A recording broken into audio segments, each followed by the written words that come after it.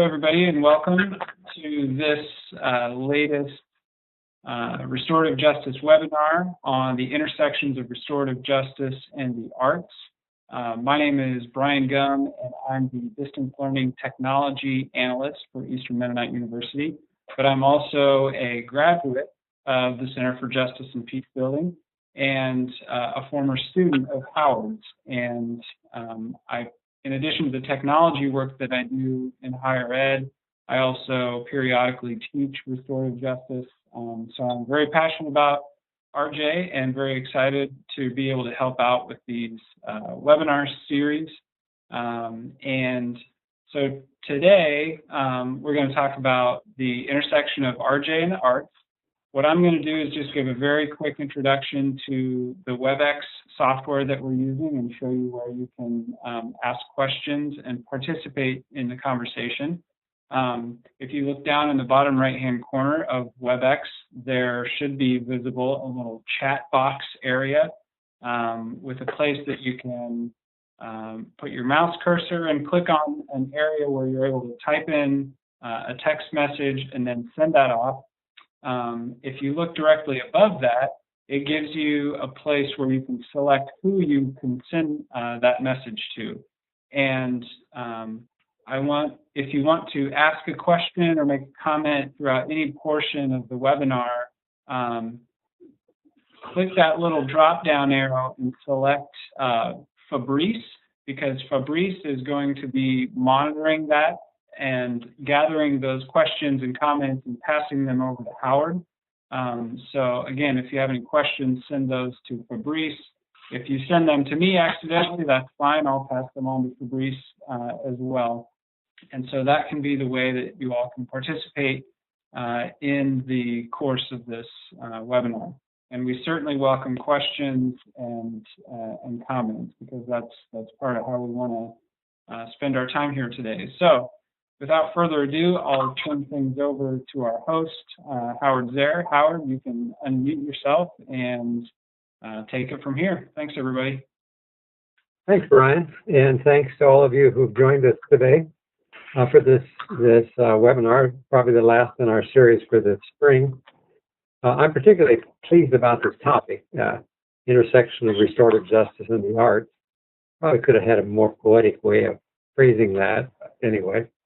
I'm particularly interested because it's an area that really interests me, and because our guests today are from Mural Arts program in Philadelphia, and I've had the privilege to work with them in a variety of ways over the years, and have been really intrigued with what they do, but also the way they seek to use integrate restorative justice in what they do, and they'll be talking about that.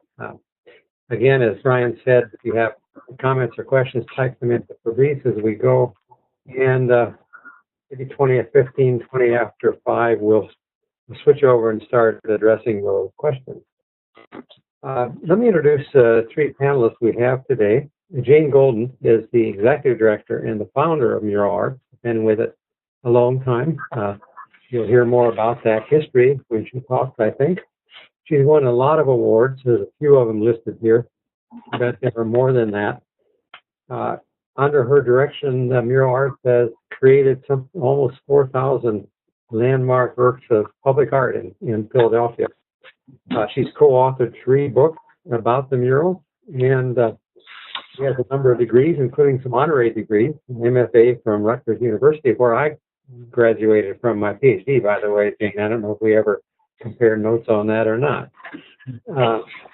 So welcome to Jane. Second speaker will be Eric Okdeh. Eric is a thorough, getting my mouth tangled up here. Eric is a Philadelphia-based muralist who works with the Mural Arts program, but he's also done some 80 commissions of his own, and he's done work in Hawaii and in Spain and Jordan and various places. He teaches art and mural arts to children and teens, and has worked in Graterford prison with murals. A recent project is an interesting one, and particularly interesting to me, and that has to do with the impact of incarceration on children, on families. And the project called Family Interrupted has a mural where passersby can scan sections of the mural with their smartphones, and that takes them to videos and various things. So that's a really innovative way to do public art, I think. And then Robyn Buseman. Robyn has a long history in criminal justice. Her degrees are in that, master's and a bachelor's degree. She also worked as a caseworker and juvenile probation officer at one point. She developed and was a long-term director of the Mural Program at St. Gabriel's Hall, which is an innovative short-term residential program incorporating things like gardening and animal care to teach empathy and competencies. Along with that was a program called the Crime Repair Crew, where young people learned carpentry skills and repaired the homes of crime victims. And it was designed to incorporate elements of balance and restorative justice. So the three of them are going to be talking, I think, in that order. And then, as I say, we'll open it up for comments and questions, and just type them in the Febreze anytime during this time if you want to. So Jane, I'll turn it over to you, and you can take over the slide set there. And welcome, and thanks for joining us today. Sure. Thank you so much, Howard. We always love working with you. So I want to start out by giving people a background about our program. And we're going to start to advance some slides. So, wait 1 second. Just trying to figure out some technical.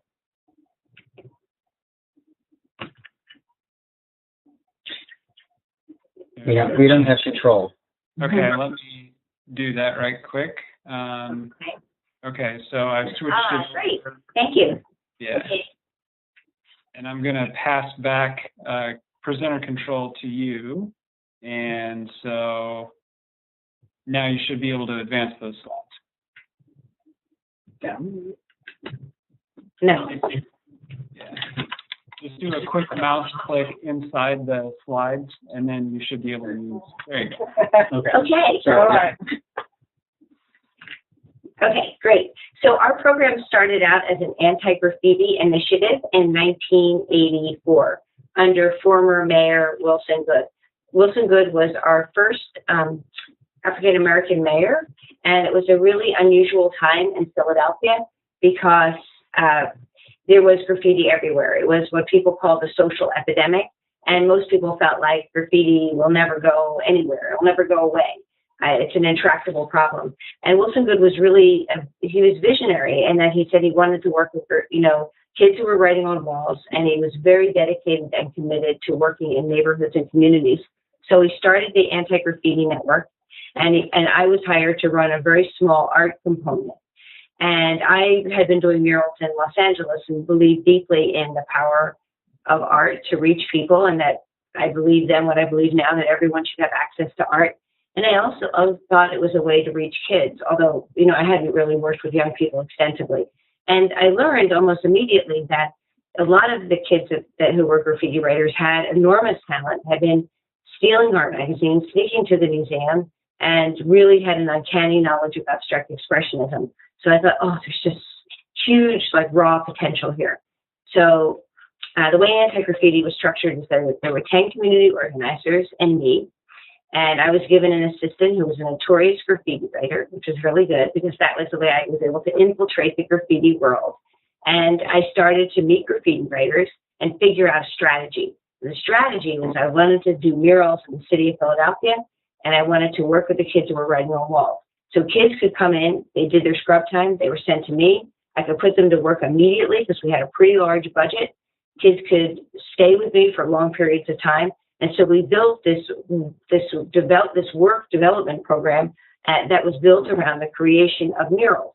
And what we learned is that graffiti was well organized, that if you reached the big name graffiti writers, you could influence the younger ones, and you could really use art, in effect, as a lifeline and help them get out of that dangerous whirlpool of drugs and crime and graffiti.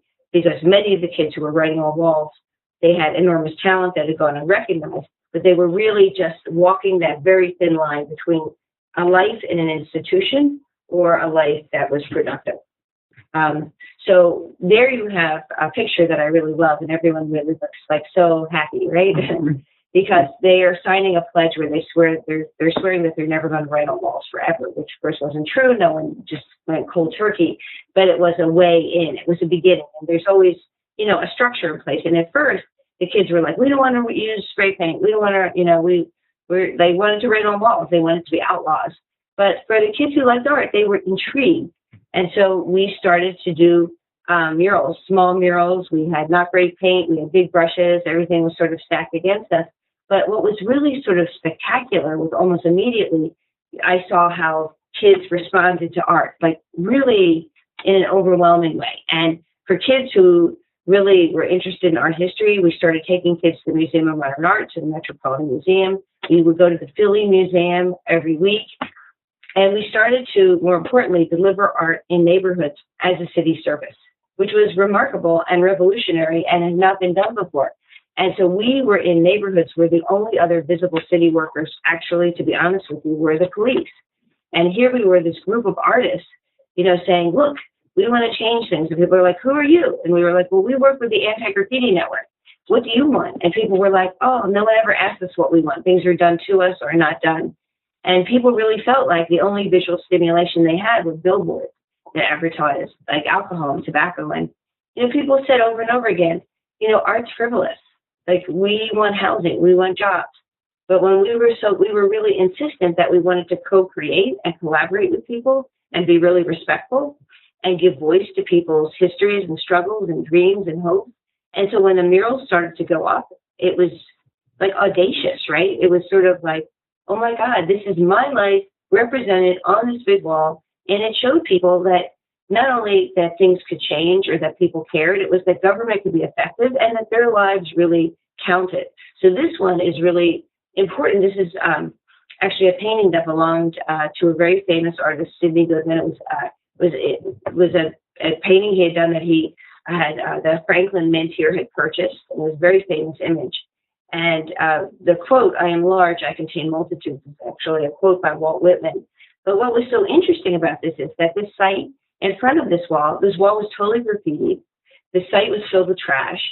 The community wanted to do something, and this mural was really catalytic. And this young boy, he stood for all young men, right? So it was very universal, and it was empowering. So people would drive by here and start to cheer. And this artist, who was like this, like I said, a famous artist, he couldn't believe it. He was just personally just so moved and inspired by all the commotion in a positive way that he saw happening around this mural. And then we did Dr. J, which was incredible because, you know, it was like this wall was covered with graffiti. And mostly people said to us in the early days is, you're wasting your time. This is a waste of money. The walls will get graffitied. The kids you're working with will end up in jail. And we were like, look, if you want to change things, you have to take risks. And that's just the way it is. And so when we started to paint, the graffiti stopped. It was like a miracle. Howard said we have close to 4,000 murals in the city that we've created since '84. Well, maybe a dozen or 15 have been defaced. So it was like magic almost, but it wasn't magic. It was that we created a sense of ownership. People were involved, and the graffiti writers were working on something that was really positive and transformative. So as we changed the community, we changed individual lives, and that is like the tenets of our restorative justice work. And we didn't know it back then, and it didn't have a name, but I learned later from my wonderful colleague, Robyn Buseman, that that was very much what we were doing. And then we did lots of murals and worked with tons of kids in the 90s, and then Antigraffiti was closed down in '96. And then we went to our mayor. It was a different mayor than Ed Rendell, and we asked if he would save an art program. And he was very positive, and he said he would. He felt like we were the steam engine for anti-graffiti. He said, come up with a name for yourselves. And we said the Mural Arts Program. And he transferred us to the Department of Recreation. And there we reinvented ourselves as a city agency under the auspices of the Department of Rec. What we realized right away is we had a very tiny budget, so we started raising private money and merging private money with public dollars so that we could feel whole again. But the big takeaway here was that we were a pro-art program, right? We weren't anti-anything. And so we decided that we would open our doors to all kids, not just graffiti writers. We'd hire emerging artists, established artists. We started an apprenticeship program, an internship program. And we decided to keep doing community work and to do it with the same methodology we had learned in anti-graffiti, which is that you're collaborating, you're with the community, you're building connections between the artists and the neighborhood. It's not art that comes down from the sky, right? This is not art that's imposed on anyone. It comes out of a careful, very deliberate, intentional conversation. And because of that, people do feel a sense of ownership. They feel this is their work. When we go to restore old murals, people are suspicious of us. And we're like, well, we did it. And people are like, we don't want you to touch that mural because when we see it, we know we're almost home. That's very poignant. We have a waiting list of over 2,000 people who want murals. It speaks volumes about the power of art. And then we started to apply our work in neighborhoods where, like, there were troubles, serious troubles. And here, this was from a neighborhood in Grace Ferry where all communication between blacks and whites had shut down. And people were like, nothing will change here. We were like, show a mural, do a mural, show people that change can happen. And people were first very skeptical. And then we got people together and asked people what they wanted. And people said hands. And we didn't want to do some cliched hand mural. So we decided to use real people's hands from the community. And we photographed this image. It was very powerful to see people reaching towards each other, knowing that there had been a murder and beatings in the community. And, you know, while we did this, people were like, the mural's going to get defaced, I'm sure. You're going to get injured. So the mayor had police presence there while we painted. And of course, we were never injured, and the mural was never defaced. And it was painted in 1998, and it's never been defaced. And the community was so empowered and inspired, they ended up buying the lot and turned it into this beautiful area called Peace Plaza. And this is our mission statement, that we unite artists and communities in a collaborative process rooted in the traditions of mural making to create art that transforms public spaces and individual lives. And I think that's really important because we come out of this, you know, we come out of this tradition of muralism, and that's a really important one of, you know, the Mexican muralists, the WPA, political art in this country in the 60s and 70s in Chicago, LA, San Francisco. But for us, it's like important to not stand still. So we have an obligation to our program, to the city, and to the field of muralism to do everything we can to grow our work.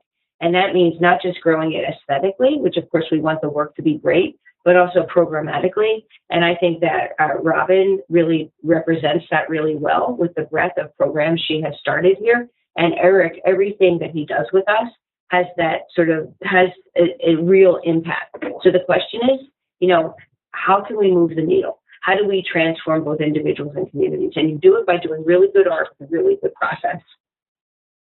And restorative justice, like that idea came to us when I first met Robyn. And I was talking to Robyn, and about the time I met Robyn, I also became familiar with the work by Howard. And I read Transcendence, and it was really like life-changing. And I realized that this really made sense. Like what Howard said, that when crime happens, like everyone's narrative is just fractured, right? The person who is committing the crime, the victim, the community. And that, you know, when I started to talk to Robyn, I started to think, well, you know, Robyn made this point that, you know, in a way, mural painting is a form of restorative justice because everybody's involved. Like it is a way for someone to make amends. It's a way for the community to be engaged because the community can't really be passive. And it's a way for a victim to actually have their voice heard. Like all these things can happen around art making, but I hadn't really gotten that, right? But reading Transcendence and then doing Life was really startling. And for us here, it was like, wait a minute, how do we deepen and broaden the programs that we're running? How do we sort of apply this extraordinary concept, restorative justice, and put this to work in Philadelphia? And so, and at the same time, it was about, you know, in around 2003, 2004, just to give you a little extra history about our program, we were transferred from the Department of Recreation to the Managing Director's office, and we were made part of the division of social services. There, we started to work with Department of Human Services, Department of Prisons, Department of Public Health. You know, I think that city government should be integrated, and I think art should be part of how people do business. I don't think that's something that cities just embrace immediately. We were lucky. We had some real visionary leaders here in the city who opened the door for me and for mural arts. in around 2003, 2004. And I give them former Mayor John Street, former Managing Director Estelle Richmond, who eventually went to work for the Obama administration, a lot of credit, because they were like, they had big visions and they saw a role for us. And we are a program that is highly aspirational and ambitious and very bottom line and practical at the same time. And I think you can walk both those paths. It doesn't have to be one, shouldn't to me actually be one or the other. And we started to, like when we started to work in the prisons, we were just like, it was sobering to find out, you know, how many people are incarcerated in this country. It is overwhelming. And when we started first working in the Philly prisons, and then we started working at the state prison at Graterford. And we heard from people who were behind bars, their lives went dark at age 10. We heard from them about their kids and their grandkids. And I'm like, wait a minute, I'm someone who worked with kids at risk. I never thought about working in prisons. They were like, you know, nameless, faceless, right? But they're not, and they're connected to community. And what are we going to do about it? And a very high percentage of people who are incarcerated are coming home. And, you know, we have to deal with it. And sort of as a society, what's our response? As the Mural Arts Program, what's our response? So so Robyn and I met on a project, and we were able to recruit Robyn to work at the Mural Arts Program and create a restorative justice division. And restorative justice is the concept that involves the victim, the offender, the community, and the healing process. And globally, restorative justice practices can be viewed as an alternative to incarceration. And Robyn, when you came here, we started reading about restorative justice around the world, and that was really fascinating. And when we started working at Graterford, the men said they wanted to work outdoors. And we were like, wait a minute, you're lifers. You can't work outdoors. You're never going outdoors, sadly. But then we realized, oh, we work on parachute cloth. We could do projects in the prison on cloth, take them out and bed them on walls. Then the men said they wanted to work with victims. So we created this program called Healing Walls, where we worked with crime victims, advocates, and the prisoners in the mural painting class, because now it was a class. And this was a really difficult project.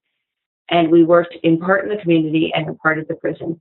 And, you know, everybody wanted to claim that they had more pain than the other person. And people didn't really listen to each other until they started painting. Because the truth is that many of the men in the prison, they committed their crimes 20, 30 years ago, right? So for them, it's a memory, right? And so they're not, the way they talk about it is as if it didn't happen yesterday. And the victims, well, their crime committed against them had happened more recently. The pain was very raw. And the victims' advocates were doing their job. They're protecting their clients, their constituents. So anyway, I was sympathetic to all sides. And I felt like, oh, I can't facilitate this. So we hired Barb Taves, who has a background in restorative justice. She's amazing. She was working at the Prison Society, and she mediated these sessions, and she did a brilliant job. And we were able to do two very strong murals, one from the point of view of the victims, one from the point of view of the people in prison and the community.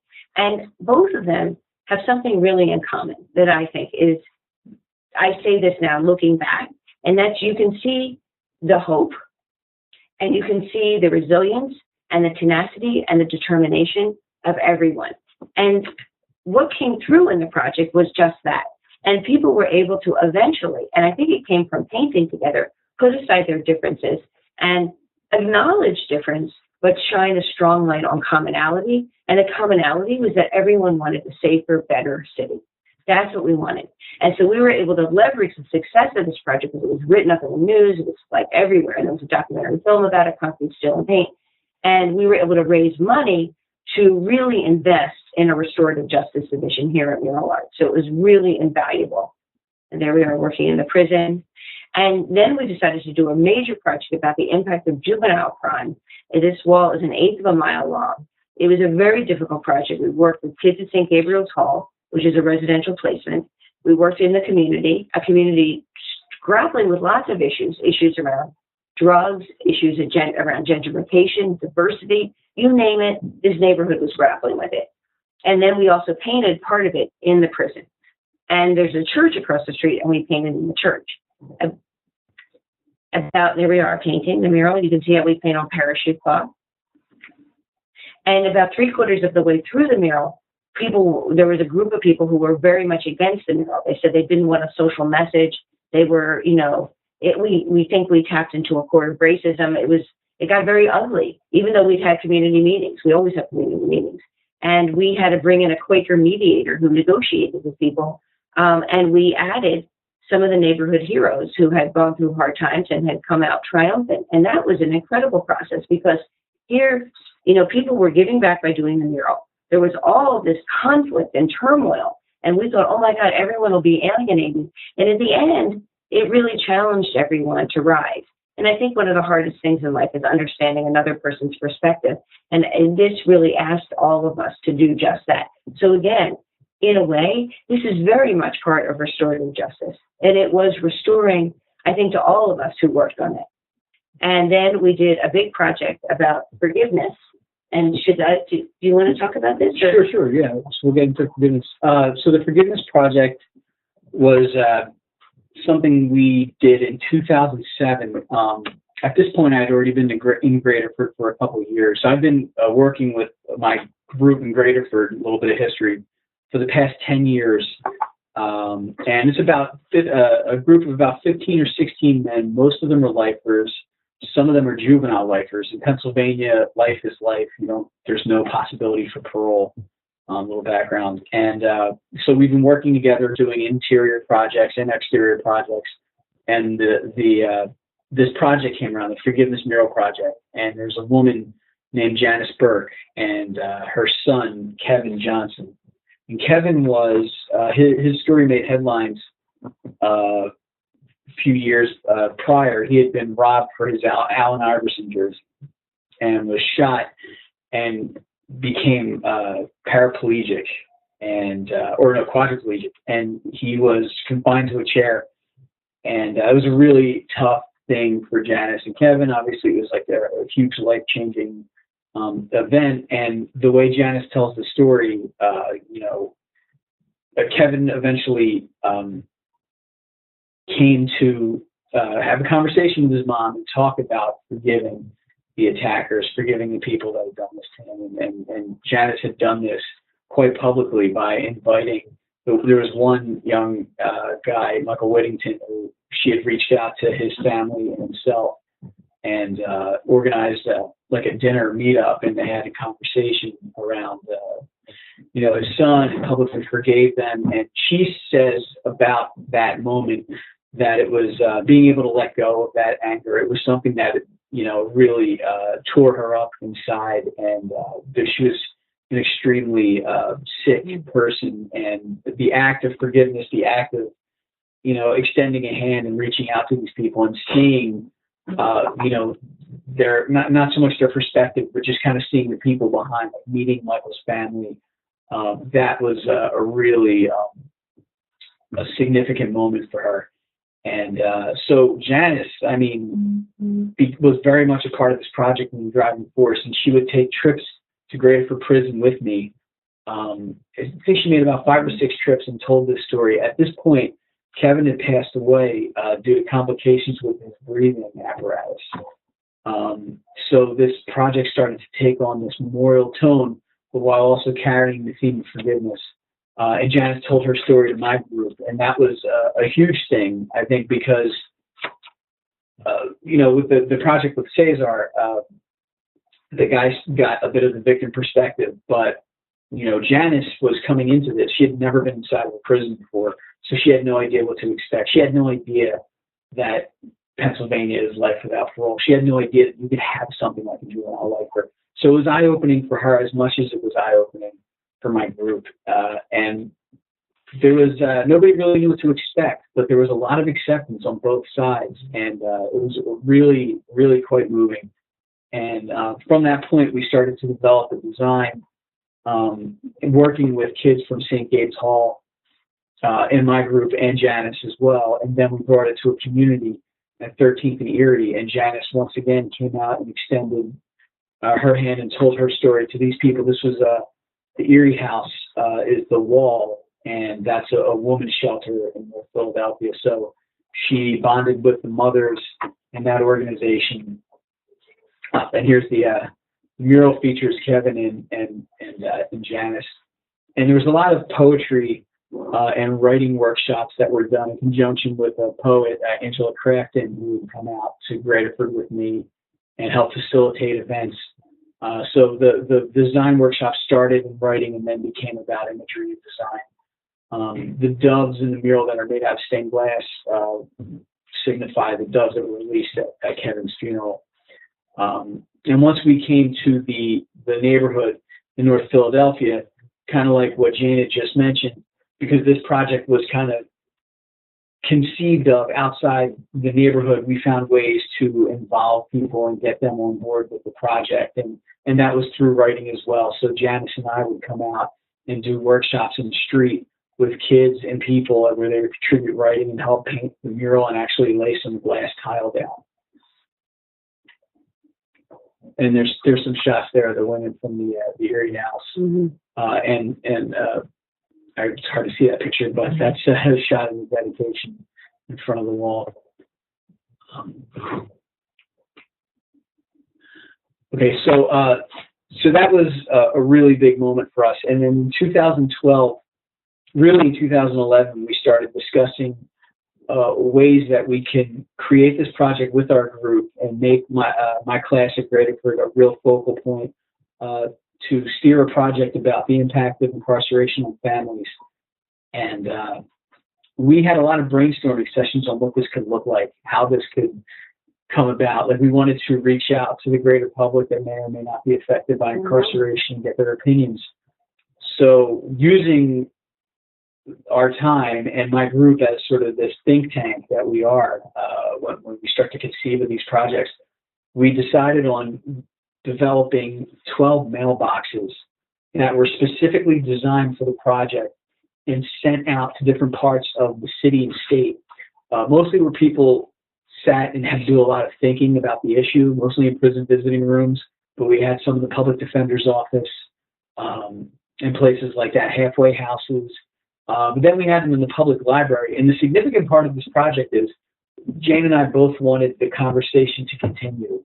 We didn't want it to end. So the conversation does continue. We actually have an active mailbox in Eastern State Penitentiary, and it is to this day our most active mailbox that I still get submissions from. So we started getting a lot of submissions from that and stories from people who would come up to me and talk to me. And we started to work with ex-offender groups because we couldn't take my group outside, and it was really hard to set up video conferencing and things like that. So we connected with groups of men that my guys suggested, an organization called Mimic in North Philadelphia. It was a perfect example where they do great work in the neighborhood, working with kids who are falling down a similar path. They have the Mimic hotline. They can call them up and connect with these guys on the spot, and it's something that drives their entire lives.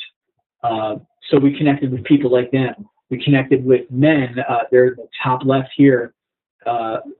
These are 3 of 5 men since the mid-90s who have had their life sentence commuted in Pennsylvania. We got to work with 3 of them. Wow. And they did a session. Yeah. Mm-hmm. They did a session with our guild group and started talking to some of the young men directly.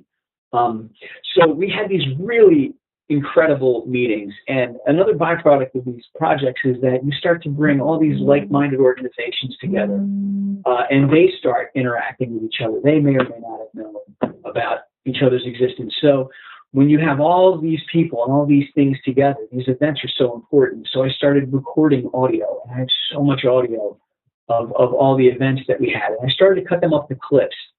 And I thought to myself, we need to create a website. And I created familyinterruptedproject.com.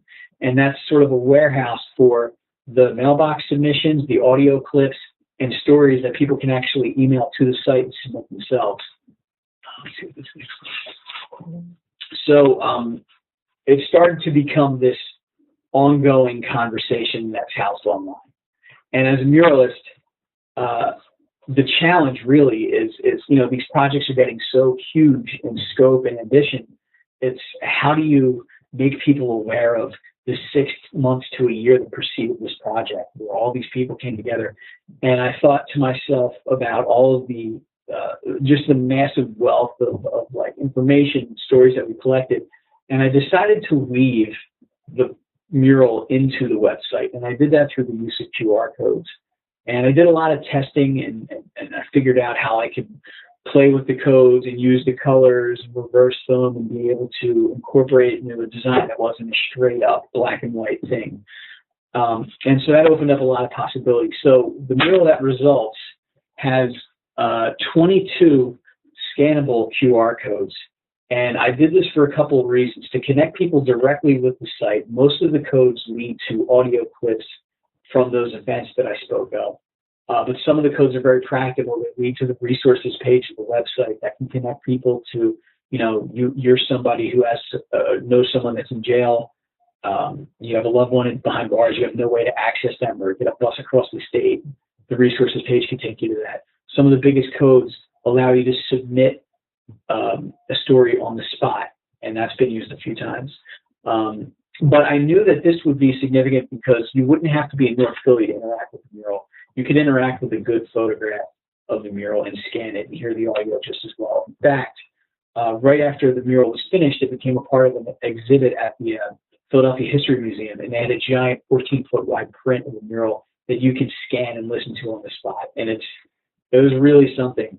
But this was a way to connect with my group and have them give back. The right-hand side of the wall is about their stories. Now, this wall was interesting because it's something I passed by every day for 2 years, and I had no idea the rightmost 3 walls existed. I never saw it. It was completely invisible to me until I got into the site and really started exploring. And that really opened up a lot of narrative possibilities. And I thought, wow, that could be an interesting story about what's seen and unseen. And the left side is about the family and the plight of the family members. And then the left side is about the people behind bars. And in the middle is where those two intersect, and the things and obstacles that are in the way that kind of rule that time that they have together.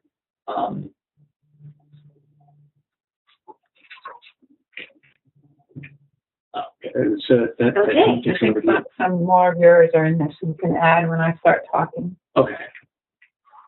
So I'm Robyn Buseman, and I'm the Restorative Justice Program Director here at Mural Arts. And like Jane said, we met on the Balance and Restorative Justice Project that we did on Lehigh Avenue with the kids I worked with at St. Gabriel's Hall and the inmates at Graterford. And we also worked with Eric on the Forgiveness mural.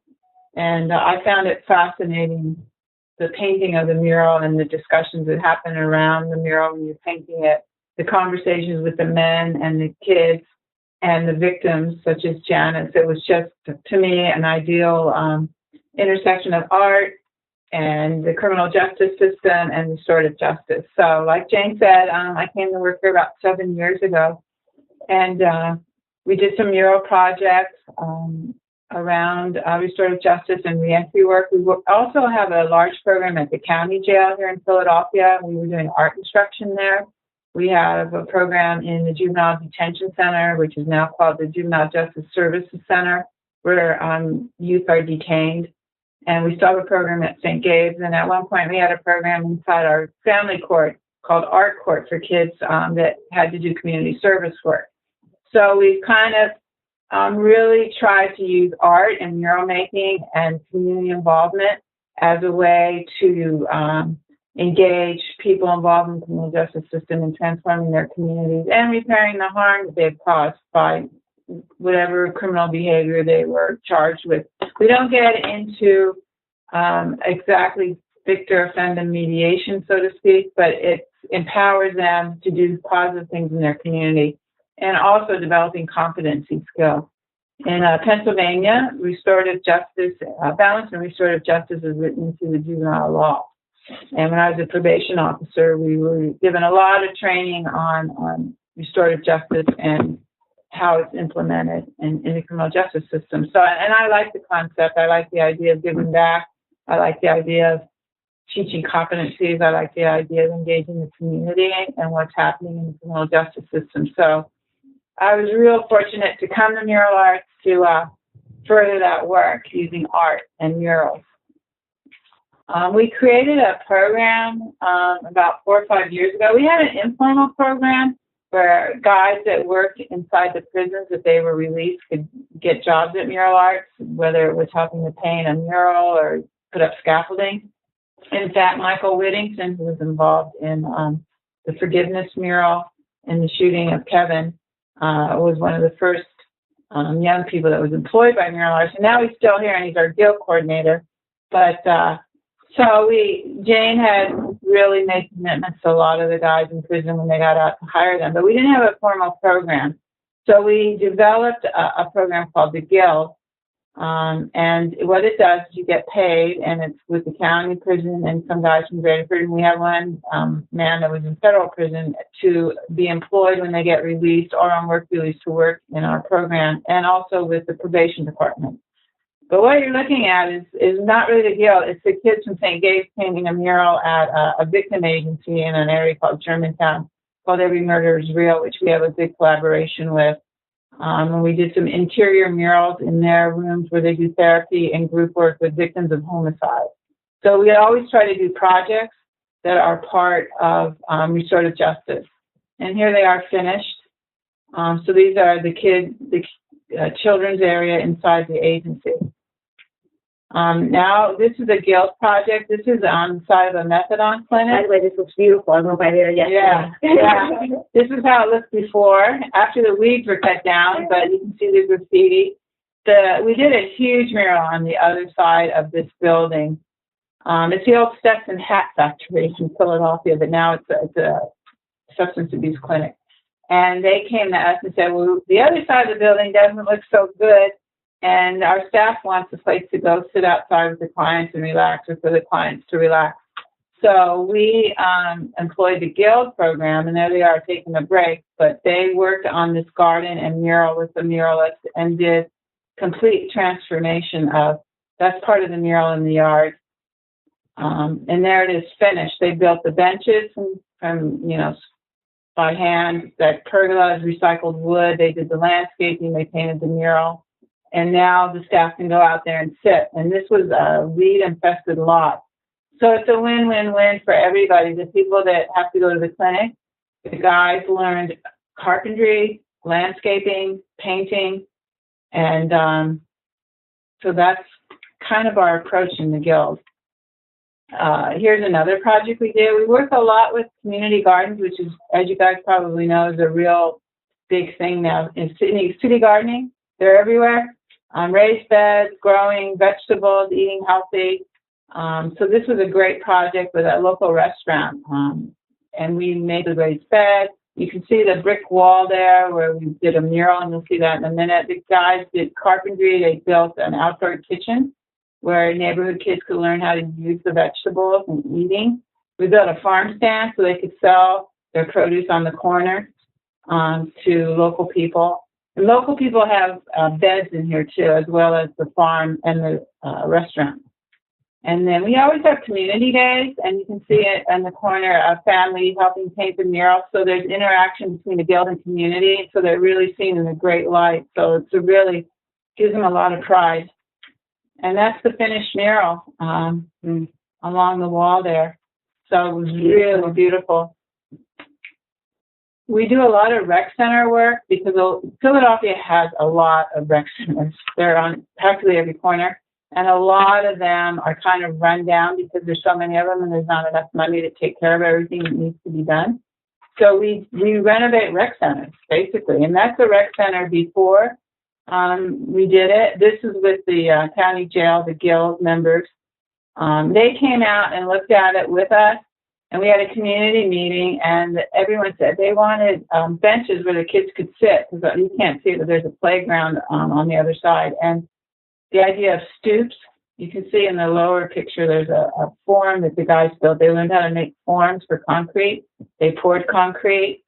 And they look like stoops that you go into a house. They call it stoops in Philadelphia, where people sit and talk.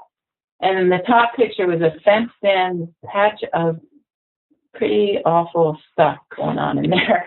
And the kids were going over the fence and finding bugs and stuff. So we decided we were going to take down the fence and make it more user-friendly for the kids to go in and actually touch the soil and feel the earth and dig for bugs in a kind of a cleaner environment. So there the guys are. They hand-fired these tiles, the hundreds of them, and that's kind of the form there, and they laid them into the concrete and painted them. So they learned how to do that. And these are two pictures of the finished project. And you can see we put a mural on the building, which is all about butterflies. And then there's the garden without the fence around it. And we recycled the cement. The city planted new trees at the rec center.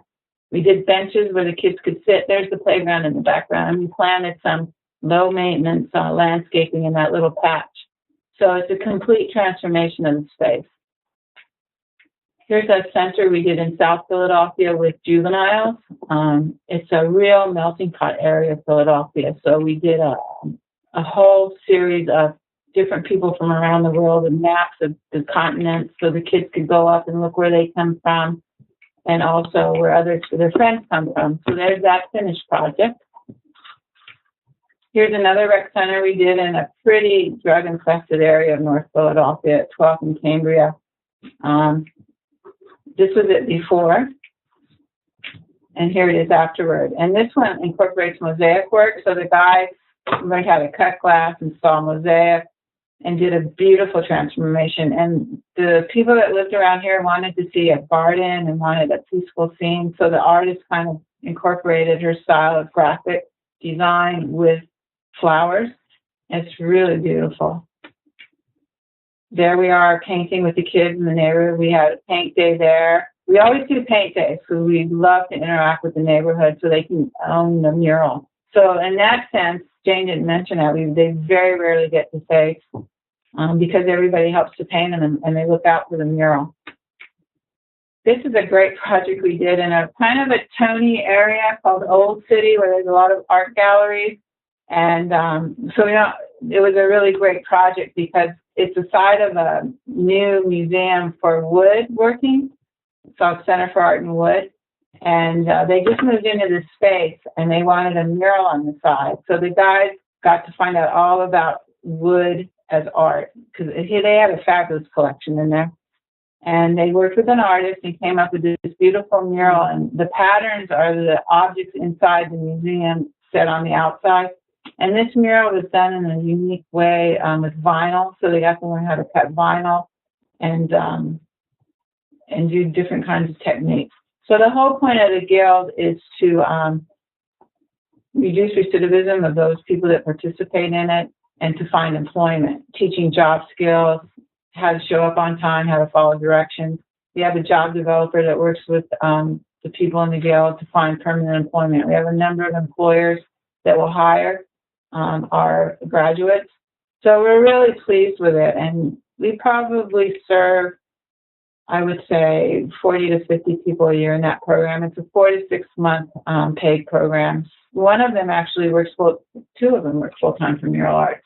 A number of them work on projects. And there's some grocery stores, restaurants. We have a lot of connections in Philadelphia for our guild members.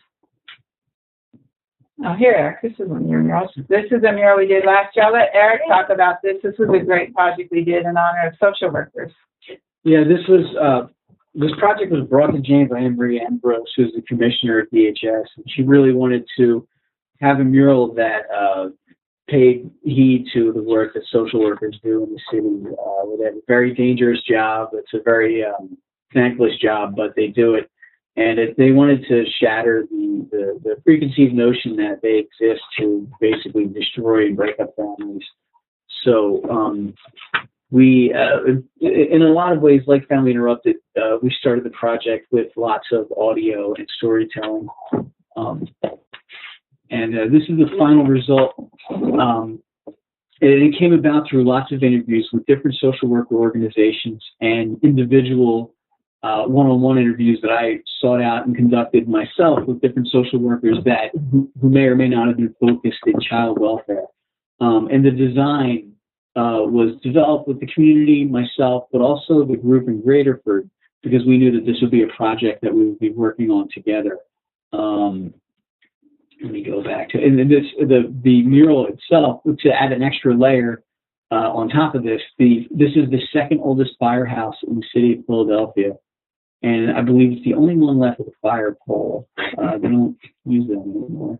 So I started to incorporate some of the architecture. I mean, the building all around, with the exception of this wall right here, had this really impressive architecture, and there were just elements that I wanted to bring to that flat facade on the other side. This is a really visible wall. So half of the mural was painted inside Graterford Prison, and it might be hard to see, but I'm also a mosaicist as well, and the 3 windows, the really long windows that appear in the mural, are completely made out of stained glass. And they line up with painted elements. So we have to run a really tight ship to be able to make all this stuff kind of gel. But so it's the story directly from the social workers, but painted from my group. And one thing I wanted to add about my group, I mean, the guys in my class come from all over Philadelphia. So, and I've been creating murals in every neighborhood in Philadelphia. And with us together, there's a few members of my class that kind of come to the forefront and take these projects over in different neighborhoods because it's the neighborhood they're from. And they have this opportunity now to leave a positive mark and have their name on something that stands for something good as a way to kind of give back. And a lot of the men in my group came up in the foster care system, so this was a project that really hit home for them as well. This was a project we did last year in Southwest Philadelphia with the Guild.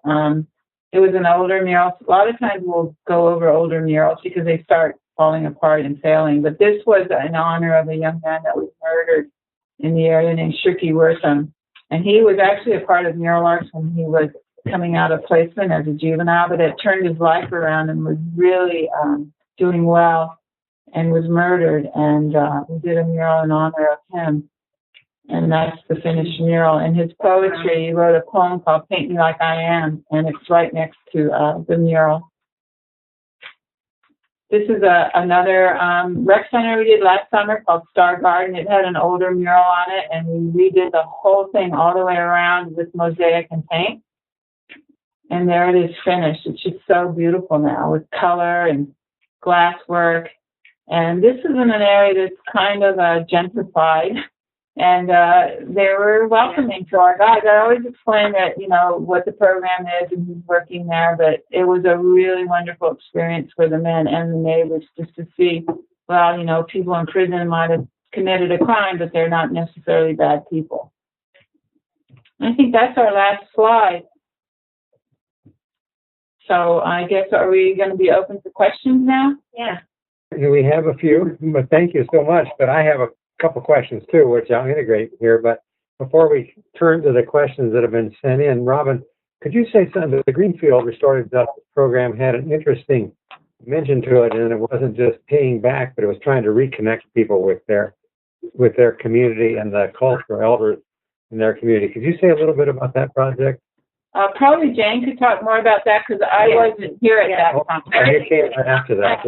Eric and Jane were part of that project. I mean, we just thought that was really an important way to very explicitly engage people in storytelling, and by getting people to tell stories of who they are and where they came from and their lives, it was also getting them to engage with their community in ways maybe they hadn't, and to have their voices heard, and then to connect them to this larger public art process. So, and it was interesting because this part of Philadelphia, Logan, right, is that where it was, has gone through some really hard times.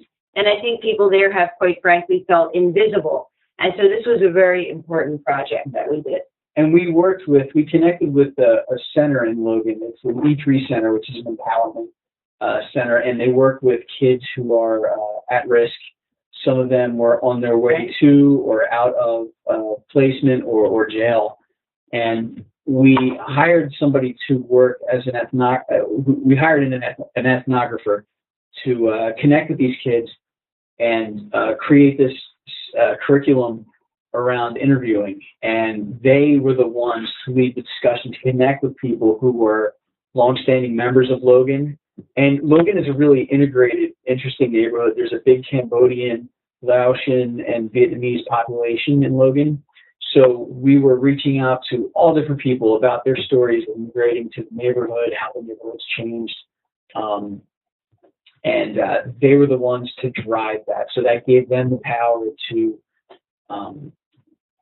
take these communal stories and present them and have it become part of this design. So that was interesting. It kind of gave them this ability to sort of create this narrative, I guess, out of these interviews.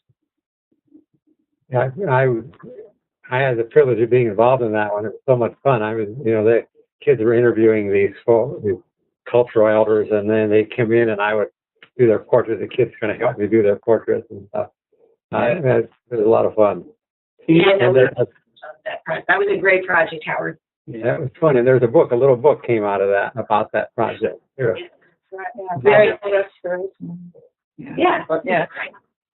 Let me turn to a couple of questions that come in. I have a couple of my own, but here's a comment from Alexandra. She said, "This has been a really terrific presentation. I wish I could stay for question and answer, but I have to go to a class.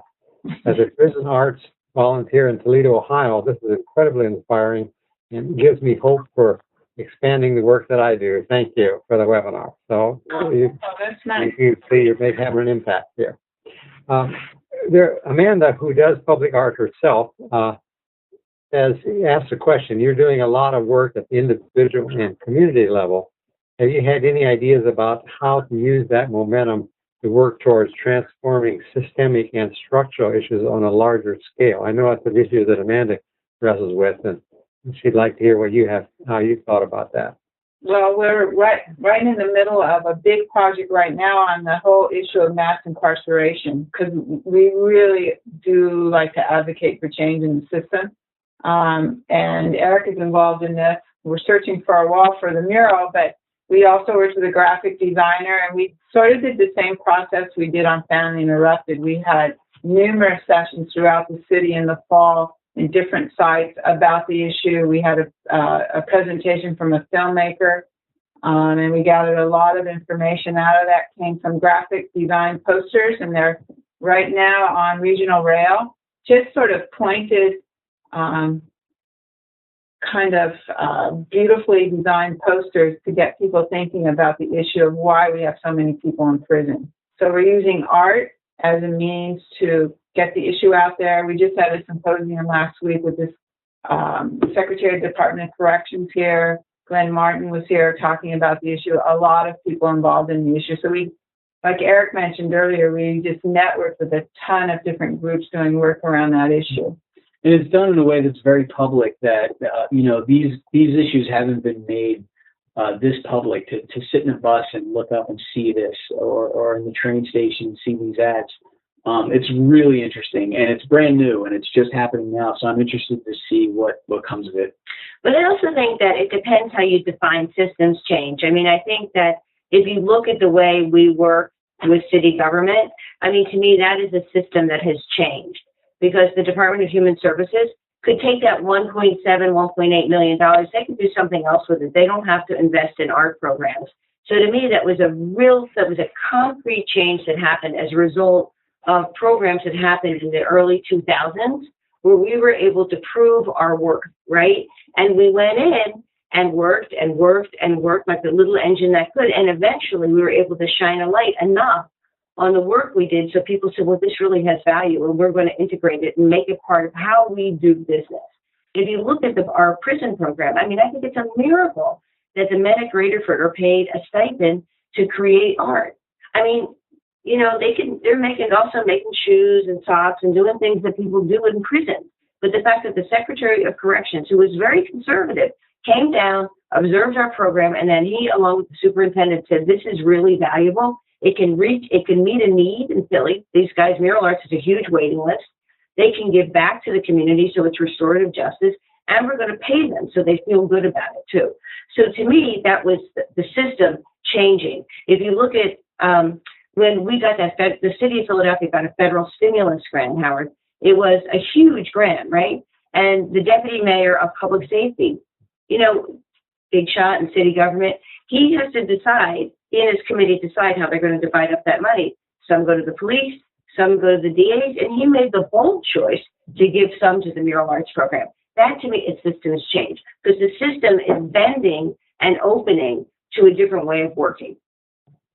I was on a panel in South Bend a couple of weeks ago with a mural artist, and he had done something tried to do something with work release prisoners, and the warden would not allow any prisoner to pick up a paintbrush because it would create jealousy among others. So all they could do was clean up. Anyway, amazing. Oh, yeah. You're a little farther away along than that. Yeah, we're very fortunate that we have the support of the county jail system and the commissioner of the prison system. I have to say, when we started working at Graterford, the superintendent noticed that the men in the class, over a period of time, he did his own analysis, were not going as often to the special housing unit. And then they weren't going at all. So he said, so I could spend more money on security or I could have programs. He felt it was a good investment. Let me make it clear to viewers, you don't just create murals, you always involve extensive engagement, community engagement and dialogue in this process. Yes, I would say that mural arts doing a lone mural, like those, that's a very small percentage of our overall body of work. If we're creating 100 major projects every year, 3/4 of them are connected in some way with programmatic initiatives here in mural arts. And Eric, as an artist yourself, how do you balance your personal ego needs as an artist and the needs of the community here? That's a great question. Yeah, I mean, there's always this like question of authorship and where how I sort of navigate all the information I've been given. And there's a fine line. And I think it's due to the people I surround myself with. So, I mean, I develop these projects not in a vacuum. I'm constantly, I always say that the only people who see my designs at certain stages are the Graterford group. Even if there's nothing to show, I'll bring in and we'll talk concepts like at every stage. And so they kind of help keep the message pure, so to speak, and so we sort of have this dialogue, and I have the notes that I refer to and all the audio and all the links, and I kind of have to distill all this information into a couple core truths and things that I want to guide the mural, and that's sort of a little bit of the process and how I get started. Yeah, but it can be painful sometimes. Yeah, it's not easy. It's not easy. There's a lot of. It's a miracle these things kind of happen at all, because so many people have to come out and approve of these things, especially the social worker mural. There was a lot of people that had to be happy with that.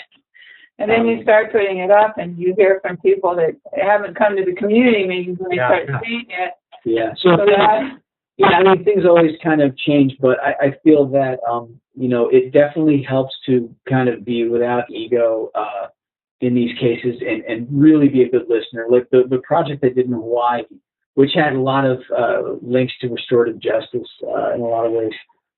But to be able to go to a place you have no business being and doing a mural about that place, it takes a lot of guts. But I think that the way you can do it is really by showing people that you're listening, and really taking the time to push the aspect of collaboration and community art and have them be every part of the process, more so than just painting the mural. I noticed in the Healing Walls project that the muralist had the two groups, the prisoners and the victim advocates, drawing their own concepts, writing words, but also drawing pictures, and then he would try to draw from that the concepts they were trying to get at and come to something that was mutually acceptable to everybody. That's an amazing process. Yeah. Rachel asked, do you ever work with art therapists in any way? We art therapists are certified in their we had art therapists when I worked at St. Gabe's that worked with the kids that were identified that needed art therapy. I know that Jane was invited to Graterford by an art therapist, but in the program, in my particular program, not so much, but we have a behavioral health program here that's very engaged with art therapies through our Department of Behavioral Health here in Philadelphia, and that's a whole department here now. So that's an exciting program. It's relatively new. It's about overcoming the stigma of mental health issues, rebuilding personal lives, connecting people to family and community. Eric, Rachel also asked a technical question. What kind of website do the QR codes link to so that people submit their own story? Is there anything you could tell us that easily about that? Yeah, all the codes take you to FamilyInterruptedProject.com. So there's a code on the family wall, one of the largest codes, and if you were to scan that, it would take you directly to the contribute page. But you can just go to that page on your computer by navigating to FamilyInterruptedProject.com. Is this a special kind of website that allows this linking? Oh yeah, of course. Yeah. Mm-hmm. So any clues for Rachel about if you were interested in exploring this, how to find out more about that? About using QR. How to do this? How to do a page like this that had these kind of QR links to a website? Yeah. I can a little bit about that process. So QR codes are like a completely open thing. I mean, if you were to Google QR codes, the second link that comes up is a generator, and it's text-based, so it's not unlike a label in a soup can. So you can do the words can be a poem, it could be a phone number, a website link, a link to audio. The beautiful thing about it is you're using technology that's already built through these codes. So, for example, if you scan one of my codes and that code takes you, it's the address of an MP3. Your phone's MP3 player opens up and it starts to play. And it's nothing that you have to do. It's already there for you. And so you can use codes that way. And how we got them to be a part of the mural was through printing them out on the cloth and then very meticulously painting the codes and testing it every phase of the process to ensure that they worked and there was nothing wrong. I'm not sure if that totally answers the question, but working with QR codes is super, super easy. Yeah, well, that's helpful. Yeah. Fabrice is asking to talk more about the role the mural arts program played with the city gardens. Can you say anything more about that? Well, we have done a number of community garden carpentry work, mostly like building raised beds, building garden sheds. We've built a number of sheds to store garden equipment for community gardens. And when there's the one garden that we did the mural marathon that we go over and help clean it up, but we don't have the manpower or capability to actually run a garden. Of course, I would love to run a garden, but we don't have the timing and capability. So we work with groups that actually do the gardening and that are established in communities, and we just respond to their needs. I had a conversation last week with a gentleman that's doing a community garden at a school. So they want us to build a shed. So that's kind of how we collaborate with community gardens. Okay, that's helpful. What would you say to let's say there's restorative justice practitioners who aren't necessarily artists in here, but if they're inspired, how do they take the next step? How do you start moving in, directly use public art in this way? Any suggestions? Well, my background is not art, it's criminal justice and restorative justice work. So I just was fortunate enough to meet Jane and go to Graterford prison and kind of fell into this kind of art as restorative justice practice. I get calls from all over the country. And in fact, I was in Northern Ireland talking about using art for restorative justice.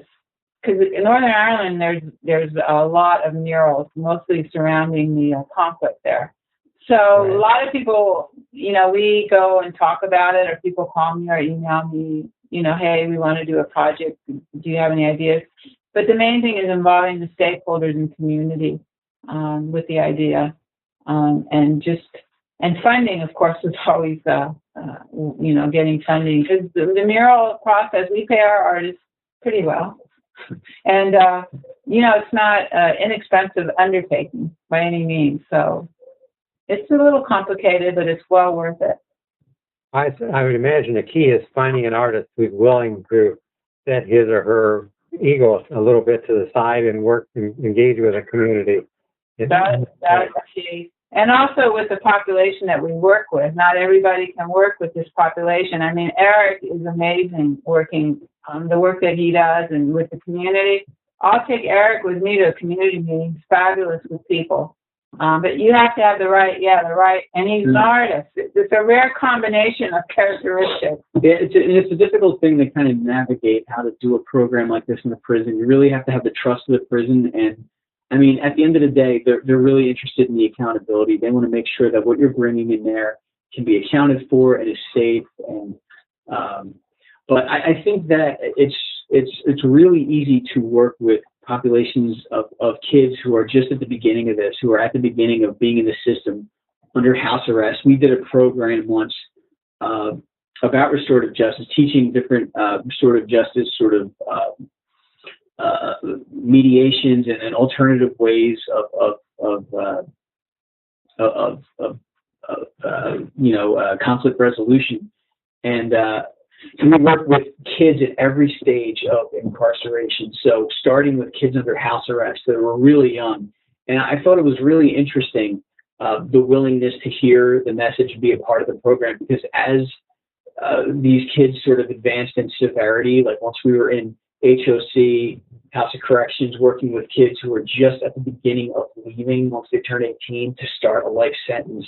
I mean, when you start working with them, you have their undivided attention, But the house arrest kids were a little harder to sort of work with, and I think, but you have the most access to them, and I think there's really huge potential to work with people when they're really young at that kind of age and try to catch them before it gets worse, But Eric raised a good point that the trust of the people in the system, the prison, being accountable, following their rules, that's so important to do this kind of work and be, because they have safety, public safety is part of their concern and the safety of the inmates.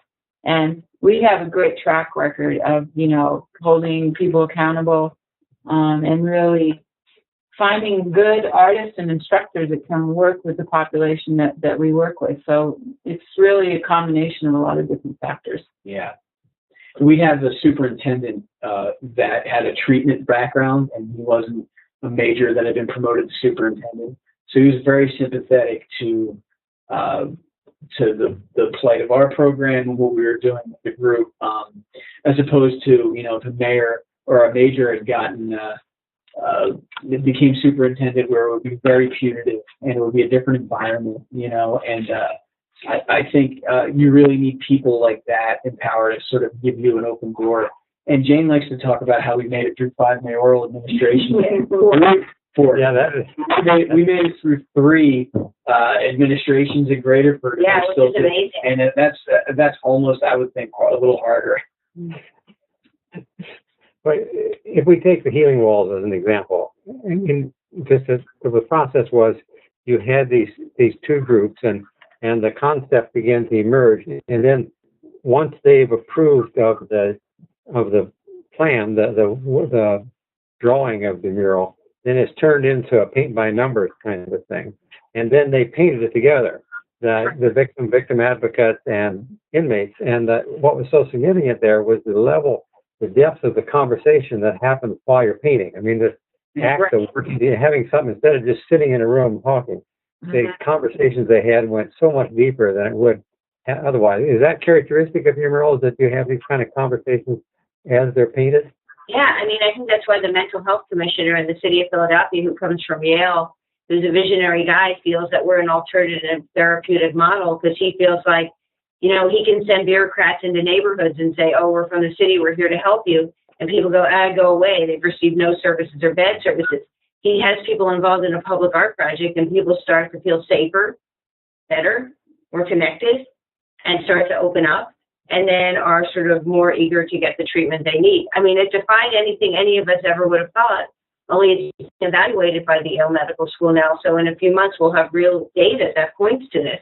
So it's amazing, but it's exactly what we see in the restorative justice work, that people feel this connection that you normally just wouldn't feel, because when are you going to sit across from someone? In a courtroom is where you're going to, if you're a crime victim and the perpetrator, that's the paradigm shift that we have had happen by sort of taking people out of that sort of typical setting where it's somewhat adversarial and scary, frightening, and you're alienated, and bringing people together.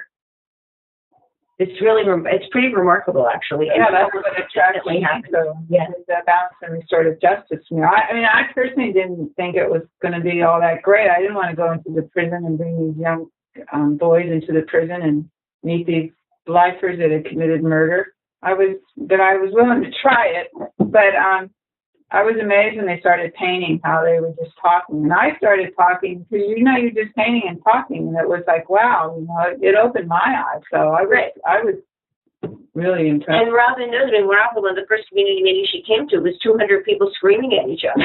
And that was pretty much, we thought, well, what could possibly turn this around, right? And the lead community person had been a victim of a horrible rape, was living in her house as a hermit. And what's healed her, oddly enough, it's so ironic, was getting involved, painting. And then she went out to the prison and told her story. And she has a life now. And I think and she said to me, it's so meditative. When I'm painting, I feel like I'm ice skating. It reminded her when she was a child, when she felt good about her life. Oh, my. Yeah, powerful. And we, in the past 3 or 4 years, we've expanded our program into the mental health unit at Graterford Prison. So, and that's the beauty of it, is that it's actually run by men in my group who have kind of decided to lead the charge and be able to work with this group. And it's a really highly transient population, and it's from men in Graterford, but also from the state. And some of the people that make up the MHU are there because of an absence of state hospitals who may have committed no crime. And we're working with people who are catatonic in group and just are completely unresponsive and unmotivated and willing to talk. And here they are painting murals and just being a part of a small group of people, and they're opening up for the first time. So the lady who's in charge of that, the art room in that wing, is super impressed with what we've been able to do with very just a small amount of work, being able to connect with these guys.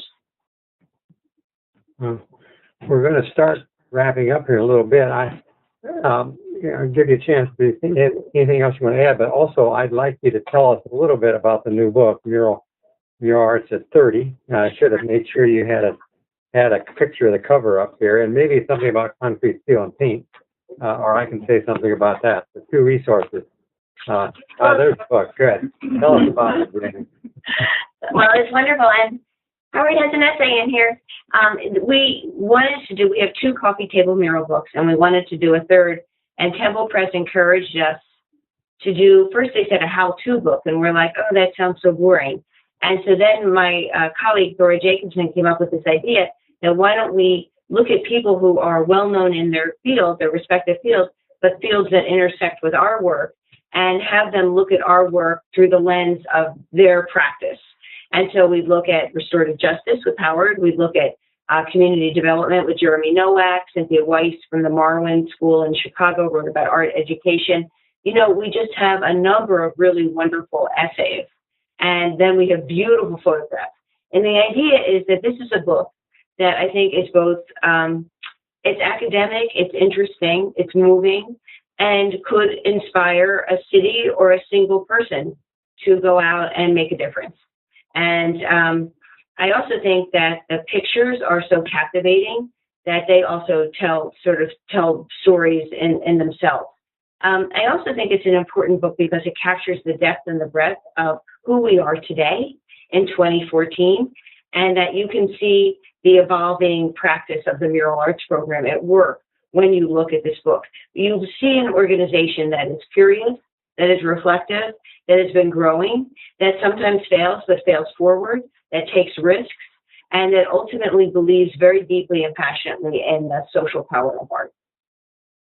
So the name of the book and how do people get a hold of it? Well, it's called Mural Arts at 30, And it's a very handsome publication. It's not that heavy, and it's not that expensive. And you could get it on Barnes & Noble or Amazon. And, you know, please, you know, buy the book. And if you have more questions, you can always go to our website, too. The film that Howard referenced, Concrete, Steel, and Paint, again, you could purchase a copy of this film by going to that website, Concrete, Steel, and Paint. Is a wonderful documentary made by Tony Hariza and Cindy Burstein, and they followed our Healing Walls project, where we worked with crime victims, and the prisoners at Graterford in the mural class. And that was they followed us for several years. They had 1 million bits of footage, and they brilliantly told the story of this difficult, complicated, hard, but inspiring project. And it has won numerous awards in film festivals. And I think that it's really sort of emblematic of restorative justice. I think you feel it when you watch that movie and feel the importance of the field. And Howard, I have to say that you've been a great inspiration to us here in Philadelphia. Thank you. Well, the thing I like about the film is it's designed to spark dialogue. So it's not just here's a story, but it's a very useful tool for creating dialogue around issues. We're about out of time. There's another question from Jill came in here. Can you talk about the mural project you did with the Warrior Writer veterans? Sure. That was a really moving project where we felt as part of our behavioral health work. And part of behavioral health in that portfolio is dealing with issues around trauma. So we decided that we would work with returning vets from Iraq and Afghanistan and partner with Warrior Writers, which is just a terrific writing program. And I had known about Warrior Writers, and we decided it would be great to integrate text in with the image and then work on a companion book. So there was a small book that went along with the project. What I love about the murals, it's called Communion Between a Rock and a Hard Place. And the vets said when they come back to America, they just don't know where they are. They have such a hard time acclimating. So one side is Clark Park, a park in West Philly, and the other side is a rock. Mm-hmm. And the artists that worked on it used charcoal and glazed it, so it's very translucent. And through the charcoal, you see text emerging that has to do with their very personal feelings about being in combat and being home and how conflicted they are. It was really quite a wonderful project. And often what we do is we do work that deals with trauma, but also we very much want to shine a light on resilience because we see that as well. There's something heroic in the human spirit, and we want to make sure that rises. Well, thank you to all three of you, Jane, Grace, and Robyn. This has really been interesting, and it will be recorded and online, so it'll be a resource for others beyond those who have joined us today. So thank you so much. Thank you very much. Thanks for having us. Yeah, it was really fun. Yeah. I wish we could keep going. I'm going to turn it over to Fabrice now to say a little bit about what's coming up, and then I'll be back to finish things up.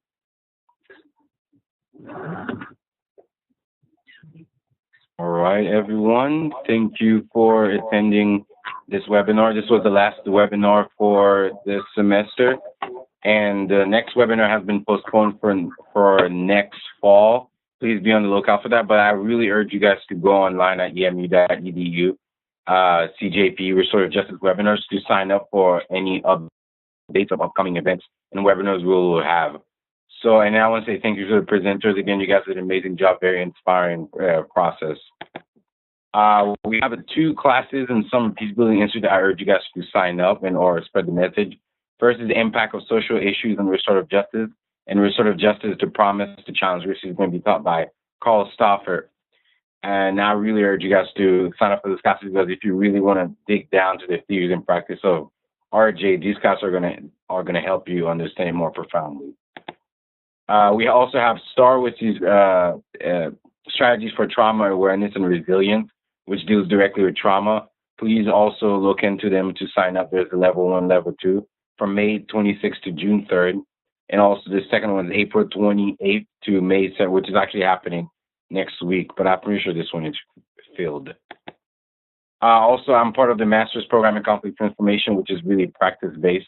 I really urge you guys to also look into this or spread the word because this has really changed my life also and really applying my skills as a peace builder. So please look into that also when you are looking for master's programs. And thank you again for attending this webinar. We look forward to starting back again in the fall semester. Thank you. Okay, thanks. Thanks.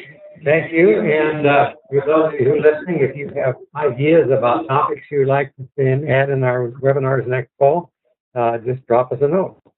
And hope to see you all in person here, the three of you, sometime before too long. Yeah, me too. That's really pretty there. I love it there. That's what they do.